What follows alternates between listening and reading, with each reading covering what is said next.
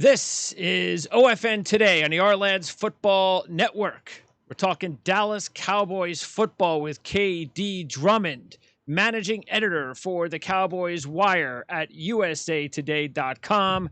KD, good talking to you again. How you doing, my man? What's going on? I'm doing good. I love the hat.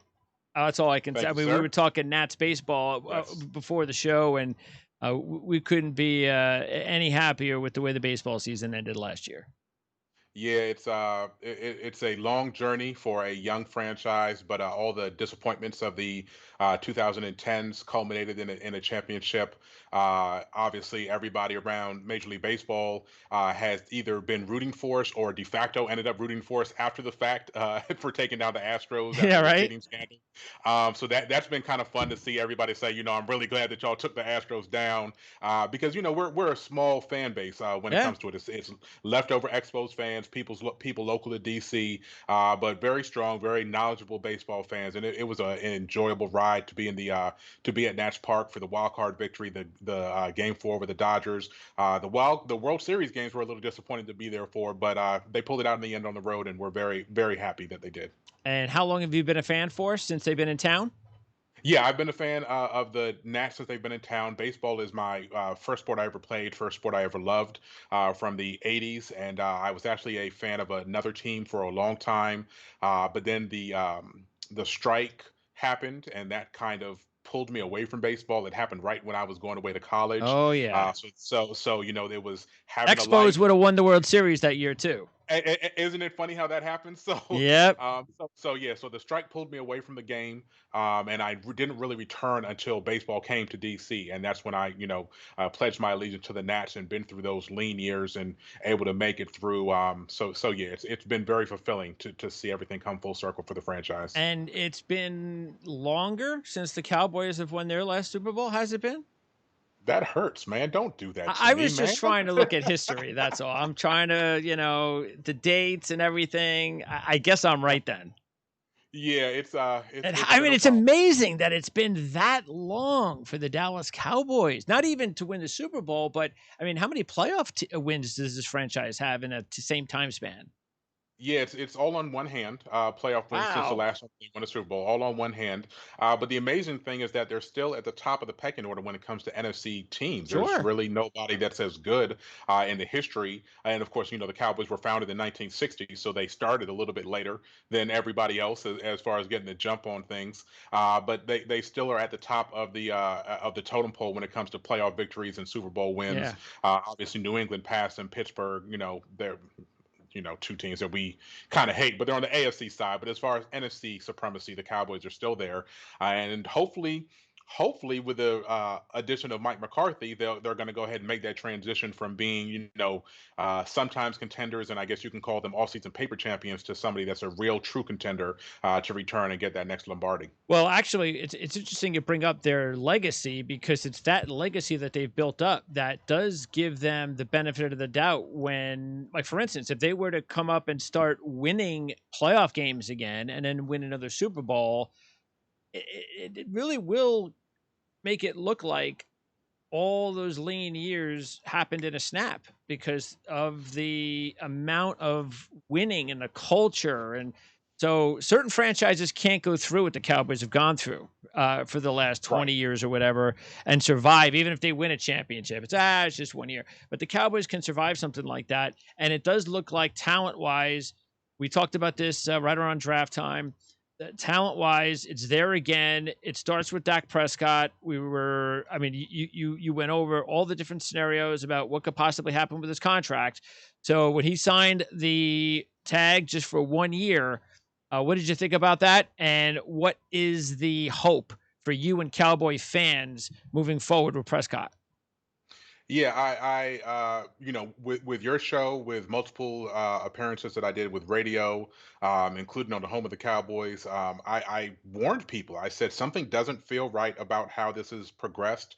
The fact that they missed the opportunity to sign him for around $29 million a year last offseason before Wentz and Goff signed their extensions. We all know Russell Wilson signed his mammoth extension since then. Patrick Mahomes, he broke the absolute bank. when he signed his extension this year, and it was just all the whole progression of everything just kind of felt weird, that the Cowboys couldn't reach an agreement with Prescott. And here we are, he's going to play for $31.4 million a year. Now look, nobody in their right mind is going to complain about making No. $31 million for 1 year. But when you look at everything, as far as what he was paid up until this point, it's a problem. He's only made 4 million and some change over the first 4 years of his career. Up until the point that up until this season, I should say, Jared Goff had made 40 million more than him. Carson Wentz had made 30 Hmm. million more than him. And then when you added on their lump payments that they got this season, they were 70 and 80 million dollars ahead of him before he starts getting paid for 2020.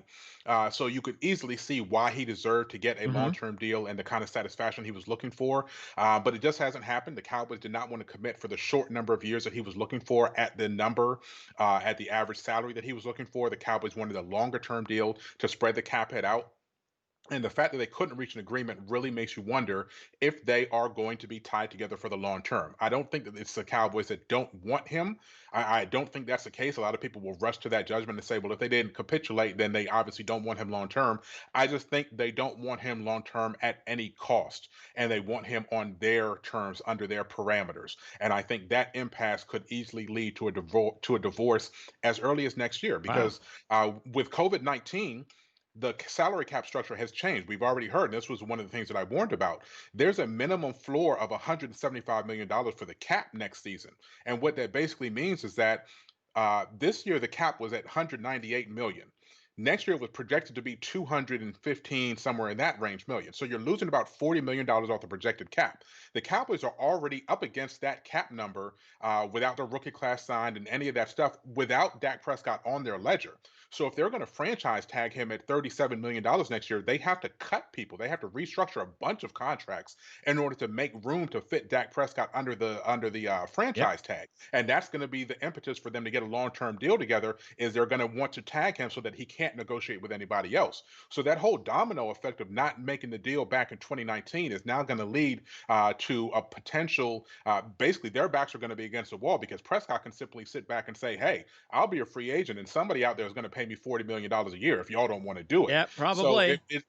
somebody's going to do it. He's Yeah. he's a quarterback who's done nothing but win. So it's just kind of an ugly situation that I don't think needed to happen, but it is where they are right now. So is it a Dak Prescott thing? Is it, or is it an organizational thing? Would it have mattered if Prescott was a first round draft pick? Why do you think this is happening? I think part of it is that the reputation early in his career that he was being carried by the running game. We know the Yes. Cowboys are very committed to Ezekiel Hmm. Elliott, and I think they believe, to a fault a bit, that Prescott cannot manage without Elliott. The struggles that happened when Teron Smith went down and Elliott was suspended back in 2018, where he tanked, and make no mistake about it, Prescott played horribly during the 2018 season. Sorry, 2017 season, when Elliott was suspended and they lost Teron Smith. Without those two basically firewalls, he crapped the bed in those first couple games, He but he was a bounced young back. quarterback. Yeah, exactly. He was a young quarterback, Yeah. but then when they stole all his weapons, the Cowboys did him no justice in 2018 when they let Des Bryant go, and they said they're going to go into the season with Allen Hurns and Tavon Austin Yeah. and Cole Beasley as their Yeah. wide receiver core. And he was horrible because he had absolutely no weapons. And then you inject Amari Cooper in this situation, you give him a bona fide number one, and he blossoms. And he had an outstanding, great second half of 2018 that dovetailed into a 2019 where he was only 2 yards shy of the Cowboys franchise single season passing record, and he did a phenomenal job. He didn't have the comebacks this year, but we know that he's great when it comes to fourth quarter comebacks and game winning drives and all of those stats. He's a great rushing threat. He does everything that you want a modern day quarterback to do, and he's proven that as long as you give him weapons, he will be able to thrive. Now, they haven't won. And that's another thing that they're a little scared to hitch their wagon to, but that didn't keep them from hitching their wagon to Tony Romo. And he was an undrafted free agent. So you can't say it was his draft status. You can't Sure. say that it's not because he hasn't won. It's just something about Dak Prescott that they haven't said, we'll do what everybody else in the NFL has to do. And whatever our quarterback wants, that's what our quarterback gets. Every other team in the NFL can admit that, it seems, except for the Dallas Cowboys. Yeah, very interesting. We'll see how it all unfolds because obviously, as we start talking about the rest of the roster and the position players, skill position players, this looks like the most talented team. offensively that they have had Yeah, in a long yeah. time. So there will be no excuse for Dak Prescott to not put up huge numbers this year. Another interesting thing will be what happens if all of a sudden next year, next offseason, the Green Bay Packers let Aaron Rodgers go. Then you're going to have all sorts of big time franchises, the Cowboys, maybe the Patriots, and everybody's going to be waiting and hoping that the Packers do something as foolish as let Aaron Rodgers go as early as next offseason, which could happen. And that could change everything for teams like the Cowboys.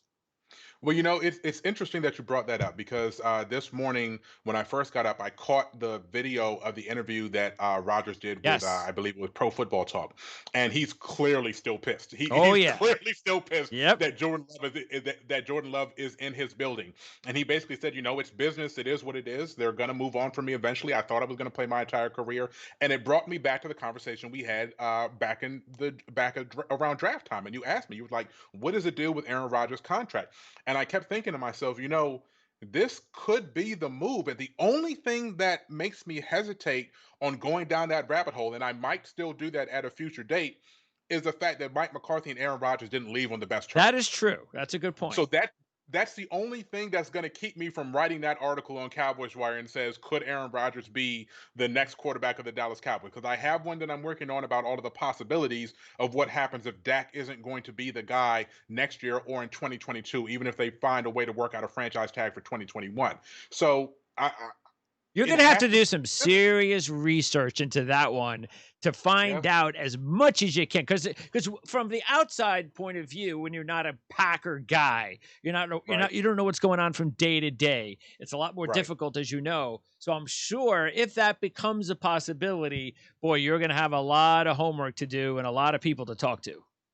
And trust me, Dak has not won over this fan base. There's I'd say it's about 65% to 35% of people that like Dak compared to Okay. people that don't want him to be the quarterback. Okay. There's a loud, vocal minority of people that don't think that Dak Prescott is a quarterback for the future. If I write that article and it'll eventually at least get mentioned as a possibility because I wouldn't be doing my due diligence if I didn't at Sure. least mention it, those people are going to latch onto that idea. I promise you. And that is going to make 2021, every single incomplete pass, every sack he takes, it's going to turn into, well, I can't wait till it's Aaron Rodgers show. Yeah. So, you know, that's kind of how it is with every fan base, but really with the Cowboys, it's magnified because we just have this love hate affair with our quarterbacks. Tony Romo went through the same thing, but it was weird because you know, nationally, Tony Romo had a bad reputation up until he became a broadcaster. You know, Sports Center and all of those Sure. types of things. They would always pick on Tony Romo. He can't win the big one. He doesn't come through in the clutch. And it was just ridiculous narratives that had nothing to do with his actual performance. So the Cowboys fan base kind of adopted those stances because that's what everybody was telling them they should be thinking. But it's been the exact opposite with Dak. The national media loves Dak Yeah. Prescott and True. they talk about him all the time. But Cowboys fans just, I mean, they are violently obsessed with getting this guy out of the building. And for whatever reason that is, they just don't seem to want Dak Prescott to be the face of their franchise. You know, maybe it's the hiccups that he had in 2017 without Elliott. I don't Maybe know. it's when the 2018 started, but they just don't like the guy. And like I said, majority of people do, but it's the people that don't like him are very loud about it. How So it how seems to how be how more how of does the he narrative. carry himself on a day-to-day basis with that the fans see what type of person he is and how his teammates respond to him? Because I'm trying to figure out what other ways or reasons there could be for fans to feel like he's not the guy. Everything we hear about the locker room dynamic with Prescott from people that are insiders that are covering the team and the on the actual beat, everybody will tell you how much of a leader he is and how loved he is by his teammates. So that has nothing to do with it. There's been a few hiccups where Prescott hasn't done exactly what the fans might have wanted, but nothing to the extreme of what Tony Romo did when you remember he famously said, well, if this loss is the worst thing that ever happens to me in my life, then I'll be okay. When he was putting football in the greater context of life, Yeah, and people just rode Tony Romo until that's the end right. of Remember days that one? Yeah. based on that quote. He's never done anything like that, but An interesting thing that we've had the Black Lives Matter movement coming to the forefront this off season, and the NFL players and players across all sports have gotten more involved and more boisterous. When people were kneeling back in 2017, Prescott came out on the side of we shouldn't kneel. Okay. And that kind of eroded a lot of the love that the black portion of the fan base had That's for Prescott interesting. at the Okay. time.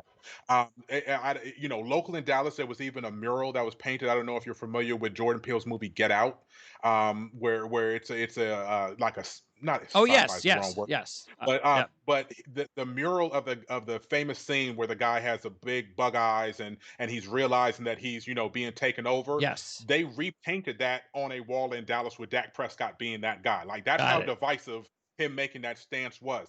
So That there's could a be lot of it. people in the black community Yeah. that haven't really latched back onto him, even though recently he's come out and he said the proper things that anybody should be saying in these current So it's times. almost Um, like he was siding with the man. That's what he was doing.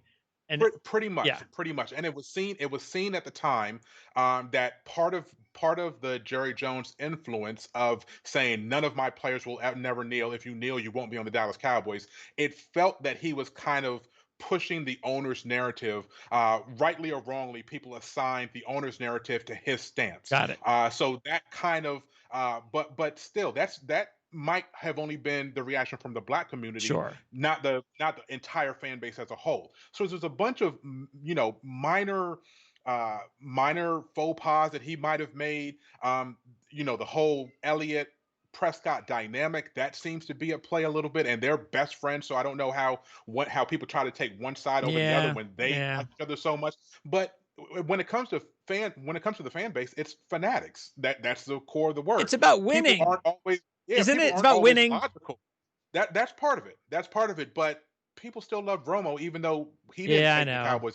I know. So it's a lot to juggle. But hopefully, winning will cure all. If they come out and they get a Yes. championship, they're going to have to pay him, and nobody will have a negative word to say about him. So if you don't win, all of these other things are now part of the equation when they wouldn't be if you just went out and won.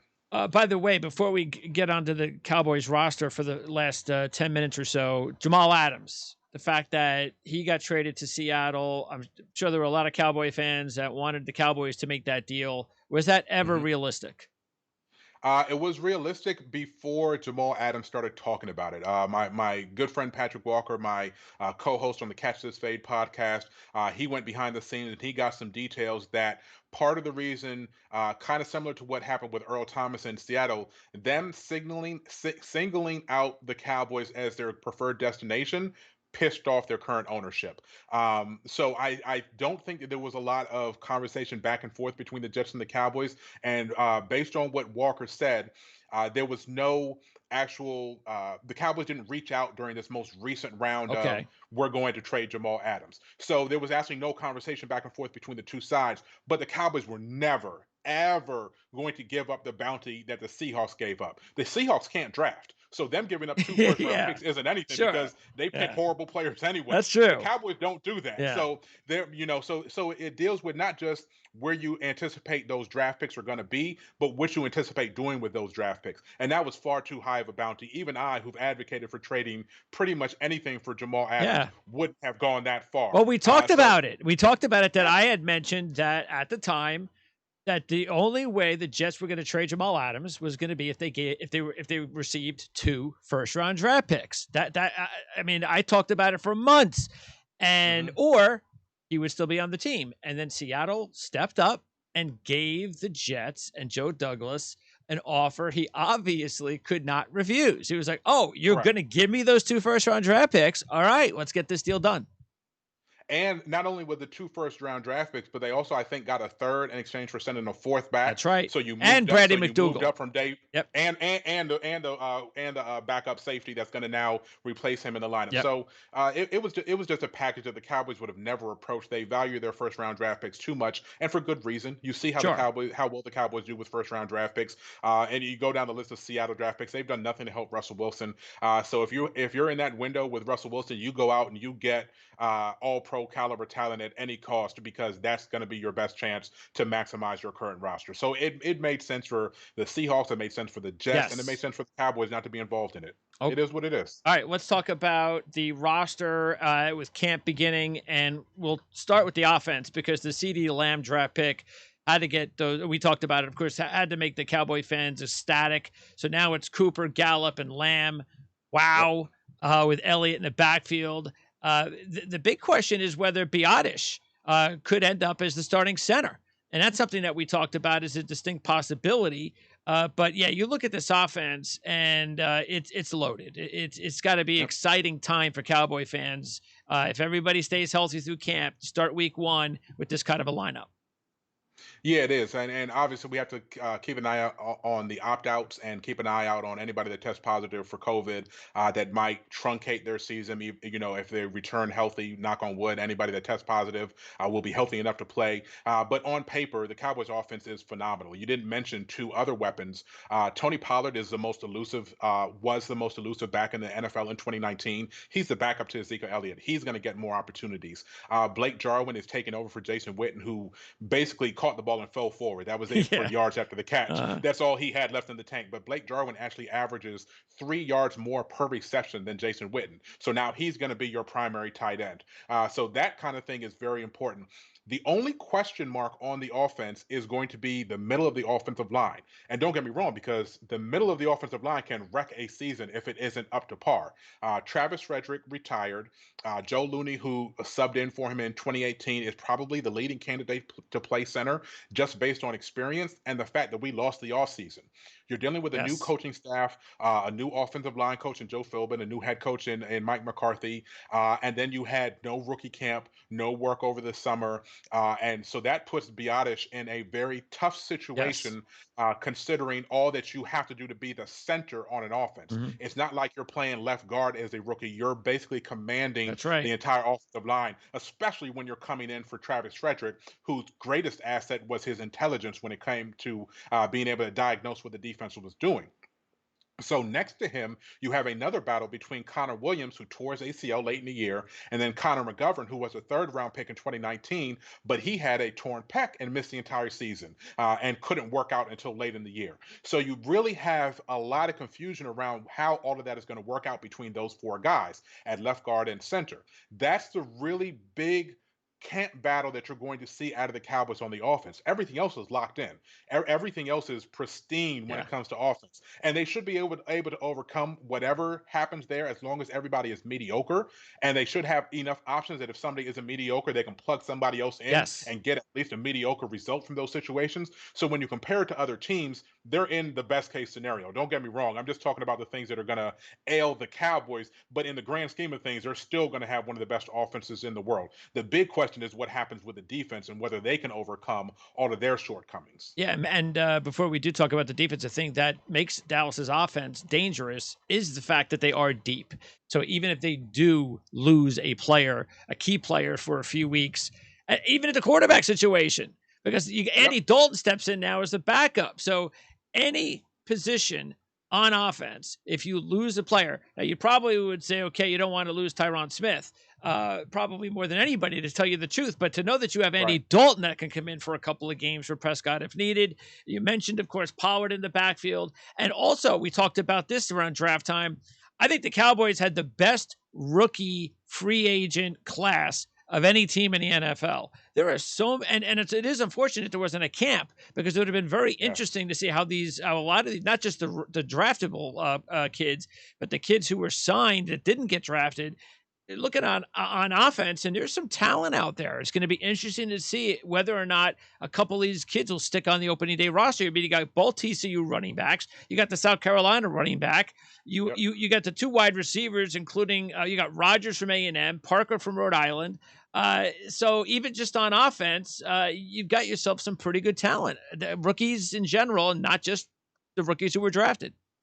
Right. Yeah. They expanded the practice squad to 16 players because of COVID, That'll help. and they expanded it. They expanded it with players that are veterans. They changed the rules this year where if you're a veteran with unlimited accrued seasons, you could have two on the roster on the practice squad roster. Now you can have up to six on the practice squad roster. But the Cowboys are going to be one of those teams that all of their veterans are going to make the team. They're going to flood the practice squad with these UDFAs. So hopefully by the time the middle of the season comes around, these guys have 6, 8 weeks of actual bona fide practice under their belt that they're going to be ready to contribute down the last half of the season. You named it. A lot of those guys are impressive. And I actually think that their haul on defense when it came to the UDFAs, outside of Rico Dowdle, I think Rico Dowdle makes the squad. Okay. He's running back number 3. Okay. There's no question in my mind. If he's healthy, he's good enough to be in the NFL as a as a first or second line running back. He has that much talent. But the other guys, there's too much of a hill for them to climb with no offseason. Running backs you can plug in, you can get them going. You give them the ball, they run with it. That is what it is. You worry about them with pass protection and those sorts of things, but the other positions you kind of need a little bit more seasoning. So I don't expect with the truncated off season for guys like Parker and Rodgers to be able to come through immediately. But I think with some seasoning, they can go ahead and be contributors down the line. But I'm so much more excited about the defensive guys that are going to be on that squad and possibly on UDFAs that could possibly make the 53-man roster than I am on the offense. Because again, there's no snaps to be gained on the offense for the Cowboys. So whether they're the end of the 53-man roster or on the practice squad, they're going to be guys that are just looking to get some seasoning. Yeah, I mean, defensively, you've got Francis Bernard, the linebacker from Utah, an undrafted free agent. You got the East-West MVP out of Illinois State, Luther Kirk at safety. You've got Carter from James Madison, Hamilton from North Texas. So again, you have some really talented rookie free agents. And then, of course, just as far as the draft is concerned, how big is it going to be for Diggs and Robinson, those two young cornerbacks? Because, I mean, you lose Byron Jones, it's such a big loss. Dix was a key free agent pickup at safety, but wow, there's going to be a lot of responsibility going to those two kids right there, Diggs and Robinson. Yeah, there is, and I think I spoke about it when we talked back in April. I don't have much confidence in Chidobe Awuzie as a frontline starter for the Cowboys, so I think the opportunity is there for Trevon Diggs to get one of the two starter spots. I actually predict that it's going to be between him and Daryl Worley, the free agent pickup that they got after the draft. Got As it. far as who the Cowboys starters are going to be on the outside, Director of Player Personnel Will McClay said after the draft that Awuzie was under consideration to move to safety. He's not going to be starting if he's being moved to safety because Clinton Dix is going to start in one spot and Xavier Woods is going to start in the other. I think Woods has a great chance of being a Pro Bowl player in 2020. So we're talking about the third safety, the fourth cornerback kind of role for Awuzie, who was starting opposite Byron Jones. So it's weird. You lose your best corner, but the next guy in line isn't really the next guy to step Yes. up. I think the loss of Kennedy, who was signed for 1 year, I had a lot of hopes for him Mhm. out of Virginia. He suffered injuries while he was with Baltimore, and I think he was a really sneaky pickup, but he opted out of the season. So his 1 year contract will toll. He'll be with the Cowboys in 2021 after Wouzier and Jordan Lewis leave as free agents. We assume that they're not going to be signed back.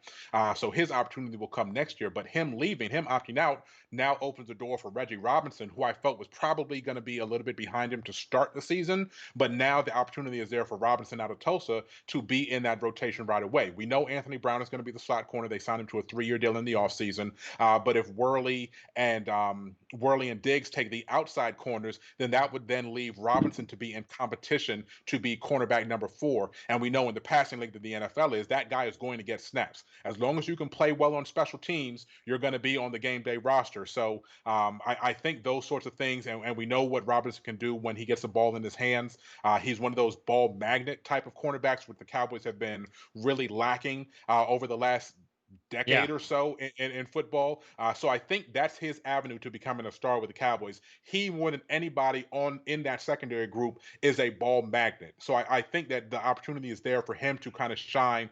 Even with a truncated offseason, I think that the rookies are going to be pressed into action more so than any other position on the Cowboys. All right, and then lastly, less than 60 seconds, McCoy, huge addition, of course, on the defensive line, and Greg Zuerlein, also a very important free agent pickup.